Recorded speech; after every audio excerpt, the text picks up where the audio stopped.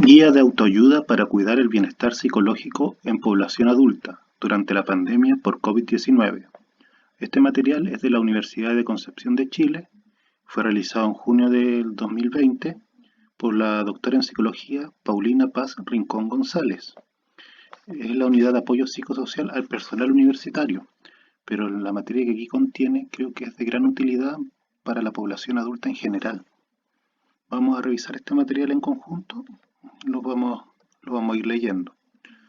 Aquí están los agradecimientos, pueden leerlos después, el material va a quedar para ser descargado en la página del colegio, así que no hay problema.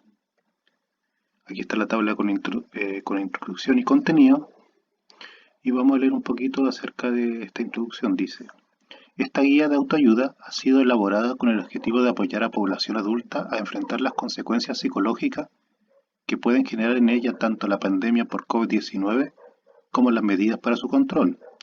Para ello, esta guía pretende entregar información acerca de las consecuencias psicológicas que pueden generar las situaciones que estamos viviendo, disminuyendo de este modo los niveles de ansiedad que se pueden experimentar a raíz de estas mismas reacciones psicológicas. Por otra parte, se quiere proveer de un espacio para reconocer sentimientos, pensamientos, reacciones conductuales y problemas específicos desarrollados y poder expresarlo, en caso de querer hacerlo, así como entregar información acerca de estrategias de afrontamiento sencillas que pueden ayudar a lidiar con los problemas iniciales desarrollados. La guía consta de los siguientes apartados: 1. ¿Qué nos está pasando? 2. La pandemia por COVID-19 como suceso potencialmente traumático. 3. Los sucesos potencialmente traumáticos y el quiebre en nuestras creencias básicas. 4. ¿Cuáles son las reacciones emocionales negativas normales en situaciones potencialmente traumáticas? 5. Autoanálisis, ¿cómo estoy reaccionando? 6. ¿Qué podemos hacer? 7. ¿Dónde puedo obtener ayuda? Y 8. ¿Y después qué? Entonces, iniciamos. ¿Qué nos está pasando? La tragedia que estamos viviendo en Chile y en el mundo a raíz de la pandemia por COVID-19, además de causar enorme dolor y sufrimiento a las familias y personas cercanas de las víctimas fatales, ha generado un cambio radical en la forma de comportarnos, debido a las medidas sanitarias que se han debido tomar para intentar controlar la propagación del virus. En poco tiempo hemos modificado nuestra forma de relacionarnos, de trabajar, de estudiar, de comprar, de cuidar nuestra salud, de recrearnos y un largo etcétera. Estos profundos cambios son en sí mismos una gran fuente de estrés. En el mejor de los escenarios, estamos trabajando desde casa, con niños, niñas y adolescentes estudiando o intentándolo también desde el hogar, sin poder salir a visitar amigos y o familiares, a recrearnos, a hacer deporte y otro largo etcétera. Además de echar de menos todo lo que podíamos hacer antes, tenemos que intentar compatibilizar los distintos roles que podemos tener como adultos responsables, madres, padres, trabajadores, hijos al cuidado de personas mayores, y asumir más tareas en condiciones de menor comodidad, con la preocupación e incertidumbre de lo que vendrá. Tenemos miedo a contagiarnos y enfermar, pues ello puede, además de resultar fatal, implicar la imposibilidad de cuidar a otros a nuestro cargo y o aportar al sustento económico familiar. Y además está el riesgo de contagiar a un ser querido más vulnerable. Podemos estar preocupados también por nuestra estabilidad laboral o de la de otras personas de nuestra familia. Es decir, en este escenario es altamente probable que al menos estemos cansados, preocupados e incluso angustiados. Pero puede que estemos en un escenario peor, que producto de la situación hayamos perdido el empleo o que se haya reducido drásticamente nuestros ingresos. Que además vivamos en un espacio pequeño, en el que debemos cohabitar día y noche, cuando se imponen las cuarentenas. Que además tengamos mala conexión a Internet y o pocos dispositivos, quizá un celular solamente, un computador antiguo, y que compartimos para poder atender a las tareas de los establecimientos educacionales. Que salgamos a diario a buscar trabajo y que sumemos a todas las preocupaciones por el sustento familiar las preocupaciones por el cuidado de niños y o adultos mayores y el miedo a la posibilidad de contagiarnos y contagiar a nuestros seres queridos. En este caso, al cansancio y angustia seguro se sumará la sensación de desesperanza e impotencia. Y qué decir de aquellas situaciones en las que sumamos contextos de violencia previo, maltrato de pareja, violencia intrafamiliar, abuso sexual infantil, todo ello agravado por las medidas de confinamiento. Y en aquellas otras en que tengamos a una persona cercana contagiada, o lo que es peor, haya fallecido un ser querido, producto de la enfermedad. En las siguientes páginas encontrarás información para poder entender lo que puede ser una serie de reacciones normales frente a una situación que es anormal, así como algunas orientaciones que te pueden ayudar a afrontar de mejor manera tanto la situación que estamos viviendo como sus consecuencias. La pandemia por COVID-19 como suceso potencialmente traumático.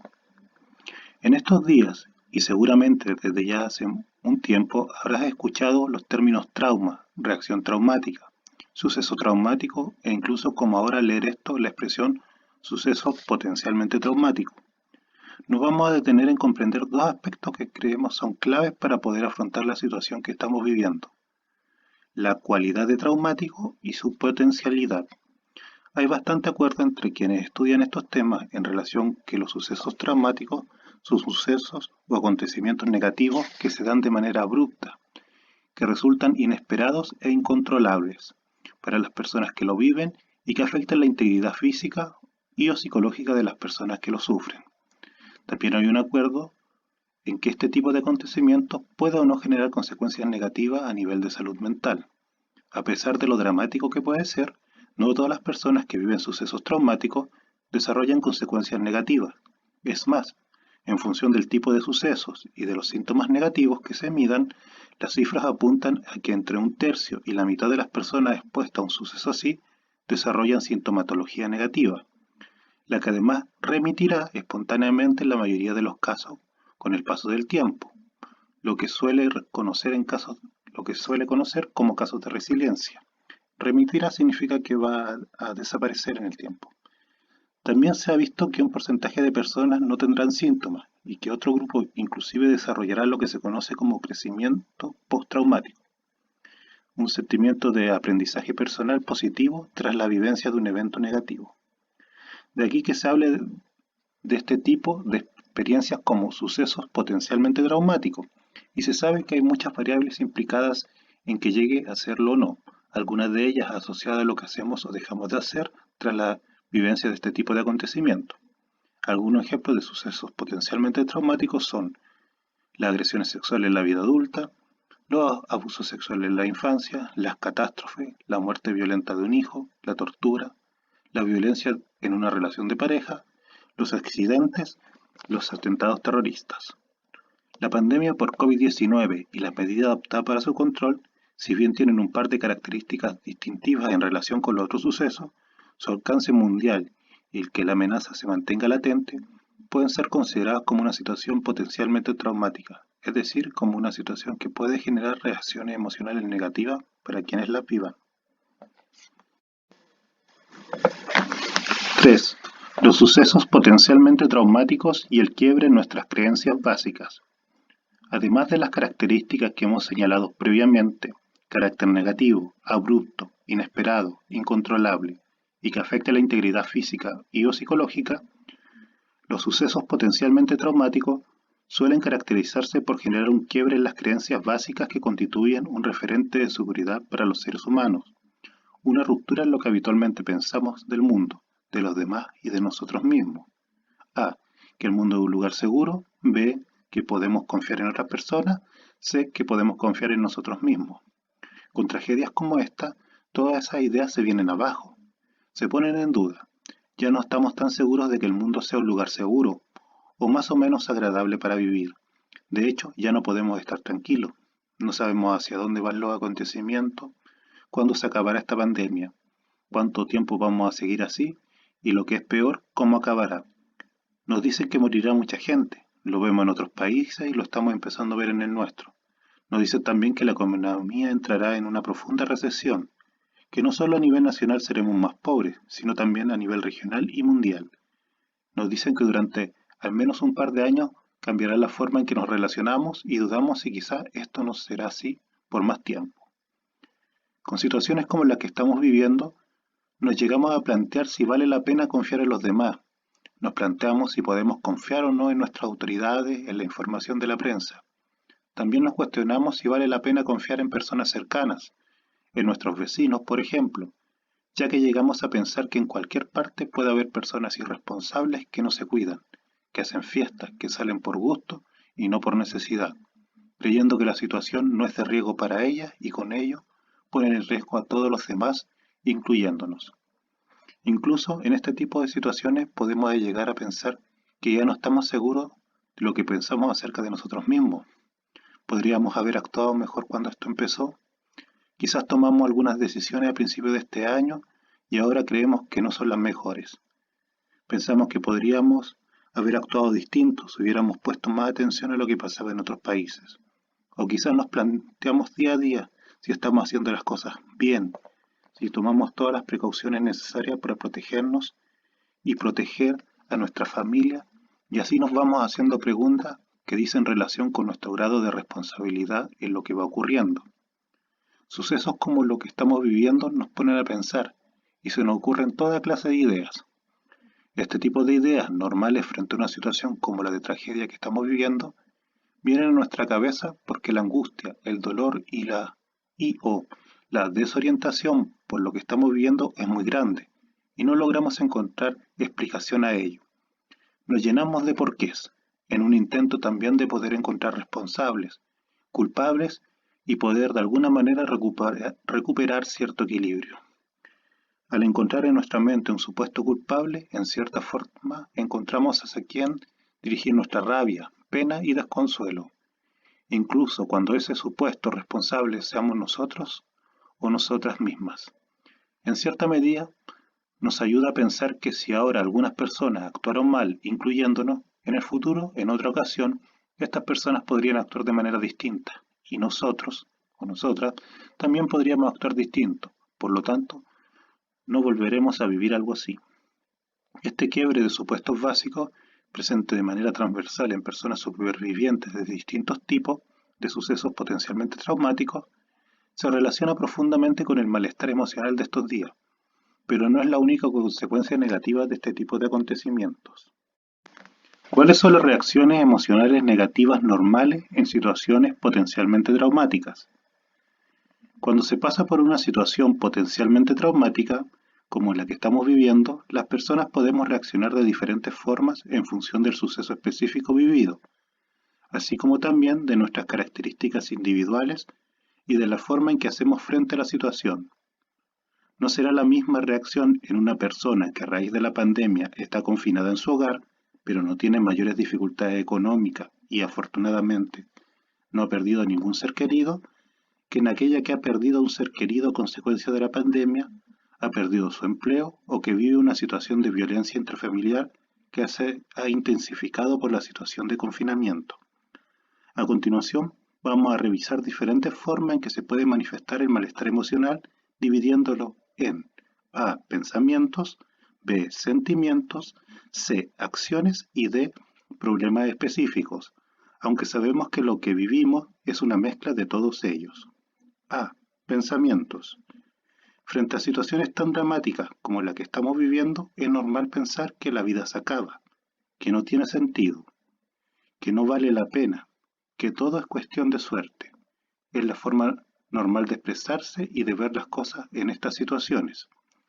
Es normal que se vengan a la cabeza imágenes y pensamientos respecto a lo que estamos viviendo, aunque no queramos y aunque nos esforcemos por evitarlo. Es normal porque estamos en una situación de peligro que ha impactado de distinta manera nuestra vida y nuestro cerebro intenta permanentemente alentarnos de posibles peligros. Es normal que tengamos problemas de atención y de memoria, que nos sintamos raros, como si no fuéramos nosotros mismos. Se ponen imágenes y pensamientos de preocupación por la situación sigue aquí. Es incluso normal que tengamos dificultad para recordar algunos aspectos de lo que hemos vivido. A veces los sentimientos y pensamientos dolorosos pueden ser tan intensos que nuestra mente los bloquea. B. Sentimientos. Una reacción muy habitual es sentir rabia e ira hacia quienes creemos han causado la situación o que no han hecho lo suficiente para evitarla o manejar mejor sus consecuencias negativas. También podemos sentir indefensión o sensación de que no tenemos cómo defendernos. pensando que va a seguir ocurriendo cosas negativas, incluso peores a las que hemos vivido hasta ahora. Estos sentimientos son normales. Además, para quienes han enfrentado graves pérdidas materiales, es real que se está viviendo una situación de vulnerabilidad. Es normal que sintamos culpa, porque quizás podríamos haber hecho algo para evitar lo que nos está sucediendo, o que sintamos impotencia, porque no podemos hacer mucho para aliviar de alguna manera el dolor o malestar emocional de nuestros seres queridos. Este tipo de pensamientos que nos llevan a sentir de esta forma pretenden explicar de forma lógica lo inexplicable. Influyen sin que realmente existan datos que lo justifiquen. Son pensamientos normales. Es normal que sintamos tristeza. Estamos viviendo algo muy difícil y hemos perdido algo. Desde ciertas libertades y posibilidades de contacto con nuestros seres queridos, posibilidad de compartir con compañeros, de transitar libremente, de hacer una vida, comillas, normal, hasta pérdida de ingresos, de empleo y lo que es peor, de seres queridos. Frente a las pérdidas es normal que tengamos pena y debemos ser capaces de expresarla sin sentir vergüenza por ello. Asimismo, es normal cambiar continuamente de estado de ánimo, es decir, estar triste en un momento y al minuto siguiente sentirnos tranquilos o incluso eufóricos. Es normal también sentir que no tenemos sentimientos, que nos cuesta sentir, incluso sentirnos incapaces de llorar o contar lo que nos está sucediendo. Como dijimos previamente, en ocasiones los sentimientos y pensamientos dolorosos pueden ser tan intensos que tendemos a bloquearlo, lo que nos puede generar esta sensación. C. Acciones. Es normal evitar todo aquello que nos recuerda de una u otra manera lo que está pasando, lugares, personas, conversaciones, pensamientos, etc. Es normal que sea así, pues estas situaciones generan ansiedad, y no enfrentarla nos puede aliviar y hacer sentir mejor. Sin embargo, y dado el contexto en que estamos viviendo, es difícil que podamos evitar pensar en lo que sucede y puede que al revés, intentemos permanentemente estar conectados e informados de los avances de la pandemia. Es normal que en el intento de sentirnos mejor usemos drogas legales, alcohol, cigarros, aquí dice nicotina, cafeína e ilegales. Debemos poner atención a cambios comportamentales en esta área y recordar que no es recomendable recurrir a drogas como estrategia para afrontar lo que estamos viviendo. Seguramente obtendremos sensación de control sobre las emociones negativas en el corto plazo, pero a mediano y largo plazo las consecuencias pueden ser perjudiciales. En ese mismo intento por sentirnos mejor, es normal recurrir a algunos medicamentos para poder dormir o estar más tranquilo. Si estos fármacos lo ha indicado algún médico, está bien. De lo contrario, si lo estamos tomando por nuestra cuenta, es importante consultar con un médico y solicitar lo que se necesita. Es normal también que en un primer momento toda la familia se resienta, que las relaciones empeoren. Se pueden dar diversos cambios comportamentales que hagan que la familia se desestructure y cada uno pierda un poco de sus papeles. D. Problemas específicos. Es normal que aparezcan pesadillas, dificultades para dormir o despertares bruscos a partir de lo que estamos viviendo. Las imágenes de lo que está pasando es algo que estamos tratando de acomodar en nuestra mente. Por lo tanto, también nos puede afectar de noche, impidiendo el descanso adecuado. Es normal que presentemos irritabilidad o facilidad para irritarnos, es decir, que nos alteremos por cosas que antes no nos molestaban, o que nos enojemos más fácilmente por cosas que antes tardaban más en molestarnos. Es normal, ya que estamos viviendo una situación que es estresante y estamos cansados y desgastados. Son también normales tensión, nerviosismo, agitación, taquicardia, que nuestro corazón se acelere, vértigo o mareos, fatiga intensa, dolores corporales sin un lugar claro, pérdida de apetito, sobresaltos e impaciencia. Todos estos síntomas son normales ante una situación como la que estamos viviendo. Estos síntomas reflejan que nuestro organismo activa al máximo sus recursos físicos para actuar en una situación de emergencia, como la que estamos viviendo. Mientras la situación sea amenazante, es muy posible que la activación y por lo tanto este tipo de síntomas se mantengan. Sin embargo, dado el tiempo prolongado de exposición a esta situación, puede ser bueno aprender a controlar a través de algunas técnicas que veremos más adelante. Recuerda, Todas las reacciones descritas son normales. De hecho, se suele considerar que es la reacción habitual en los primeros meses tras la vivencia de una situación potencialmente traumática. En esta situación, a diferencia de otras situaciones potencialmente traumáticas, no hay un término del episodio vivido. Por ejemplo, en el caso de un terremoto, hay un momento en que acaba el sismo y también la réplica, y aunque pasen varios días, se acaba. En esta pandemia no podemos señalar aún un momento de término de la vivencia, tras el cual podemos empezar a contar el tiempo que ha pasado y establecer así si el mantenimiento de ciertos síntomas deja de ser normal. Lo que sí podemos hacer, y quizás pueda ser más útil, es analizar qué de todo lo anterior descrito nos está pasando a nosotros mismos. Intentar poner en práctica algunos consejos que nos pueden ayudar a prevenir consecuencias negativas y estar atentos a si requerimos pedir ayuda profesional. A continuación, te invitamos a ver cómo estás. 5. Autoanálisis. ¿Cómo estoy reaccionando? Ahora que ya hemos revisado cuáles pueden ser las reacciones frente a la situación que estamos viviendo, trata de reflexionar acerca de qué pensamientos, sentimientos, acciones y problemas específicos has tenido o tienes.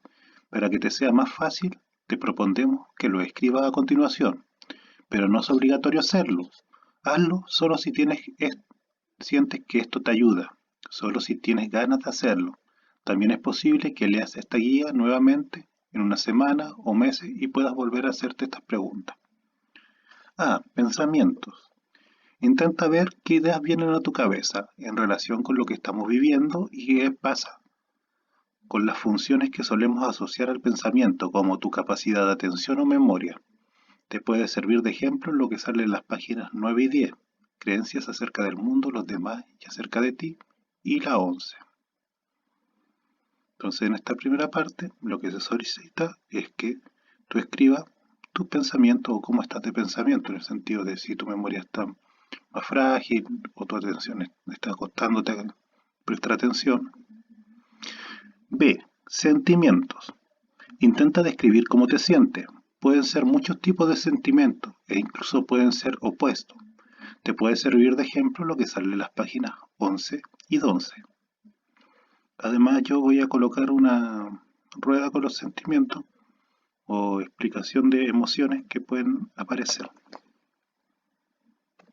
C. Acciones.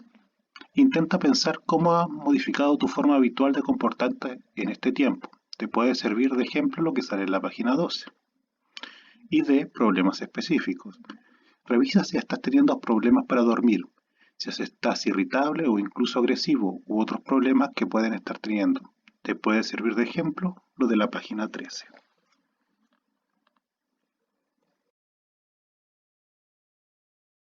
6. ¿Qué podemos hacer? Aunque es normal que en situaciones como la que estamos viviendo lleguemos a pensar que da igual lo que hagamos, que nada cambiará las cosas, lo cierto es que con nuestra manera de actuar podemos facilitar el afrontamiento de lo que estamos viviendo y prevenir problemas futuros. A continuación encontrarás un listado de sugerencias de lo que creemos es conveniente hacer. Intenta reducir los niveles de estrés habitual. Como ya hemos visto, muchas cosas están cambiando y una gran parte de ellas no la podemos modificar e implican claramente un aumento de los niveles de estrés a los que nos vemos enfrentados. Por ello, para poder reducir los niveles de estrés habitual, debemos reducir nuestra autoexigencia en muchas de las tareas asociadas a los distintos roles que tenemos, como madres, padres, como trabajadores, como hijos si tenemos a cargo adultos mayores. No podemos pretender hacer todo perfecto y debemos priorizar aquellas tareas esenciales. Ponte pequeñas metas, haz una cosa a la vez en lugar de intentar hacerlo todo al mismo tiempo. Aumenta el apoyo emocional. Las medidas de distanciamiento físico tan útiles para combatir la expansión del COVID-19 no implican que debamos distanciarnos socialmente. Al revés, debemos cuidarnos, apoyarnos, contactarnos, usar la tecnología en la medida que podamos y si esto no es posible, los métodos antiguos de conversación, como cartas y acompañamiento. Es más fácil superar las situaciones difíciles cuando las personas se proporcionan apoyo mutuo. Refuerza la práctica de hábitos de vida saludables. Alimentarnos de la mejor manera posible en función de nuestros recursos y posibilidades. Mantener horarios regulares de levantada y acostada para cuidar nuestro sueño. Intentar descansar y dormir lo suficiente. La situación de tensión que estamos viviendo es algo que cansa mucho. Debemos reponer energías. Practicar actividad física dependiendo de los propios gustos y posibilidades. Caminata, trote, ejercicio con nuestro propio peso. Si no podemos salir a caminar o correr, yoga, baile, etcétera, sin que se transforme en una autoexigencia más. O sea, hacer estas actividades para tu propio autocuidado, para tu propio placer, no para como obligación. Pon atención al autocuidado. Piensa en la batalla que vale la pena dar, es decir, en qué nos implicamos y de qué manera. Esta recomendación va en la misma línea de reducir los niveles de autoexigencia. Incluye al menos una actividad gratificante en tus rutinas diarias, algo que te gusta hacer. Pueden ser cosas sencillas, escuchar música, leer, pasar tiempo en familia, ver un programa de televisión que te guste, conversar por teléfono con alguien. Limita los tiempos de trabajo. Quienes tenemos la fortuna de seguir trabajando y tenemos a niños o adultos a nuestro cuidado, estamos con una carga extra por roles laborales domésticos y de cuidado. En este contexto, el día puede pasar en torno a deberes y tenemos que poner límite a ello. Establecer rutinas en el día a día y separar espacios de trabajo versus domésticos o personales puede ayudar en ello. Dosifica la exposición a noticias acerca de la pandemia y selecciona fuentes confiables de información. La sobreexposición solo nos genera más angustia y malestar. Procura espacio de tiempo a solas, espacio para la intimidad. Acepta sentirte mal. Es normal que en una situación como esta te sientas mal. Tómate tiempo para llorar si lo necesitas. Recuerda que puedes estar teniendo una mezcla de emociones negativas y esa puede ser una buena forma de desahogarte. Si te sirve de ayuda, escribe acerca de cómo te sientes con lo que está sucediendo en las páginas de arriba, o sea, en el material que va a quedar, o coméntalo con alguna persona cercana. Pero no es obligatorio hacerlo. Cada persona tiene su propio ritmo. No te fuerces a hablar si no deseas hacerlo, ni tampoco por ayudar fuerces a otra persona a hablar de sus sentimientos y pensamientos al respecto.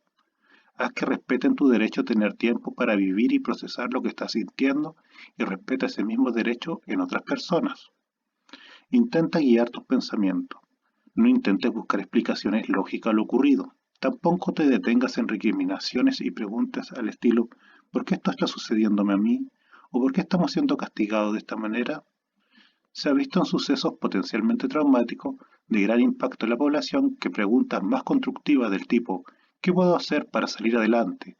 ¿Cómo puedo ayudar a mi hijo en estas circunstancias? Predicen menos malestar psicológico a largo plazo e incluso una sensación de crecimiento personal tras la tragedia.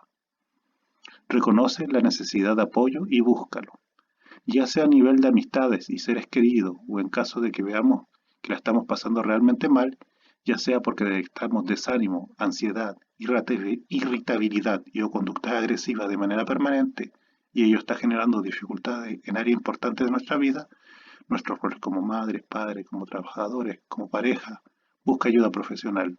Hoy en día hay muchas alternativas remotas a través de Internet para pedir orientación y ayuda. 7.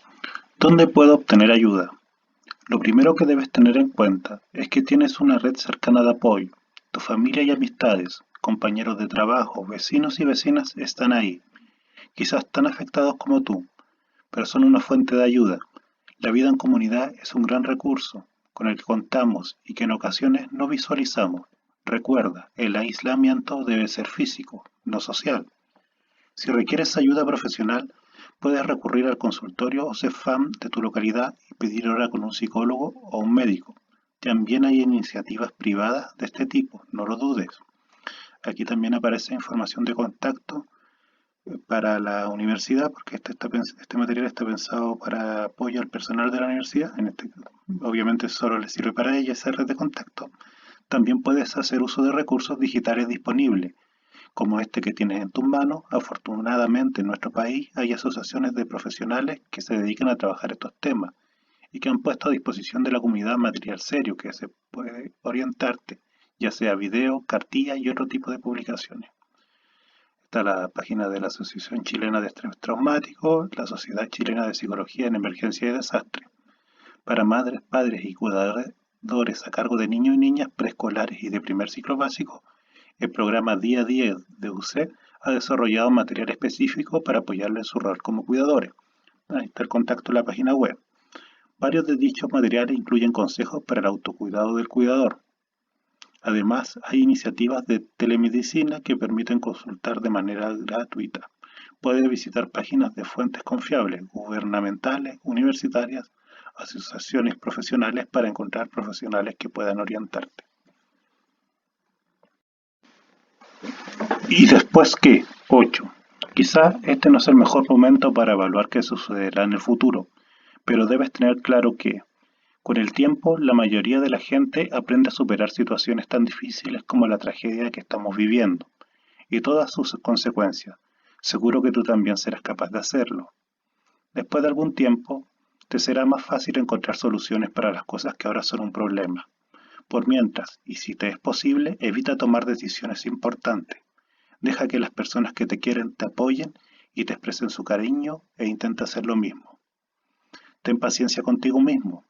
No estamos pasando por algo fácil, así es que es lógico que no seamos los mismos de antes. Ten paciencia con los miembros de tu familia. Lo estamos viviendo, nos afecta a todos de una u otra manera. Pon atención si el alcohol o la violencia ingresa en tu hogar a raíz de lo vivido. Pide ayuda a profesionales, pues no es una buena forma de enfrentar esta situación y solo les creará más dolor y sufrimiento.